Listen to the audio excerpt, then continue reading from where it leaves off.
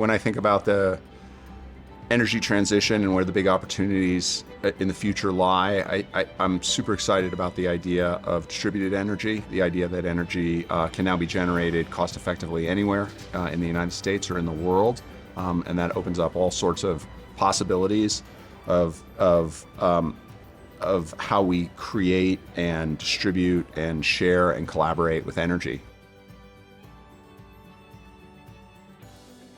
Fundamentally, the problems that remain to be solved in renewable energy are in two main areas. Number one, evolving the regulatory framework, both regionally, nationally, and globally, to allow for more opportunity, for more free market, for more creativity. And in addition to that is also the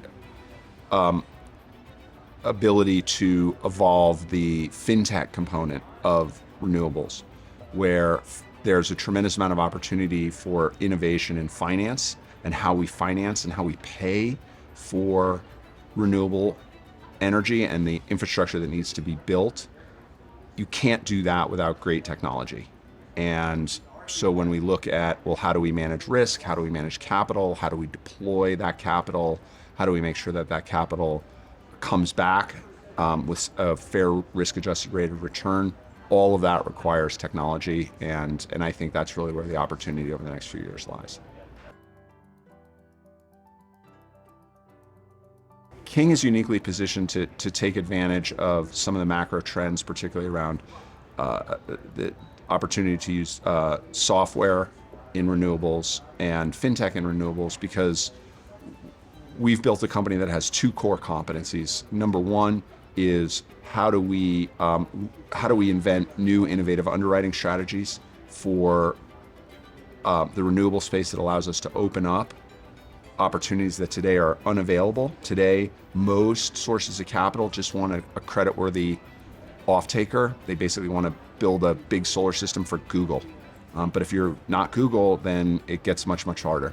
So that's problem number one. Problem number two is that even if you do find somebody to finance these projects, where perhaps it's just a small neighborhood shopping center, maybe it has a taqueria or a yoga studio, there's no creditworthy off-taker there.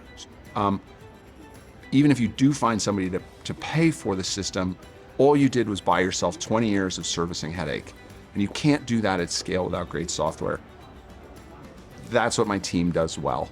We've built multiple large-scale systems to do servicing for renewables, servicing for loan portfolios, lease PPA portfolios, in a way that very few people have hands-on experience doing. I actually had the good fortune of working with Blackhorn as a board member of another earlier investment, and got to know the team through that lens, and seeing both how professional they were, but also how deliberate they were with making sure that every conversation brought value, every single discussion had meaning and substance, that we weren't just poking around the edges. They were actively part of the team, actively trying to make a difference. And so then when I approached the Blackhorn leadership with the opportunity at King, they said, well, we'd love to dig in. And what I saw when I went into the due diligence process and I went into the negotiation process was the same high value, high standard, very ethical, forthright style of business, that I had seen in the previous company, and that frankly is the kind of people I want to work with.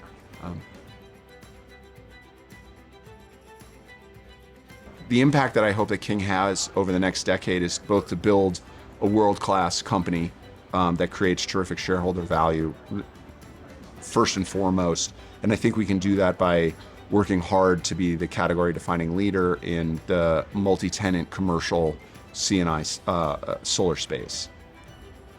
That said,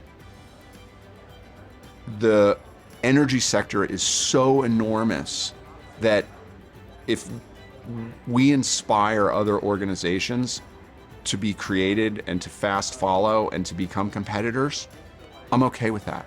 there's more than enough room for multiple players, both in the United States and globally.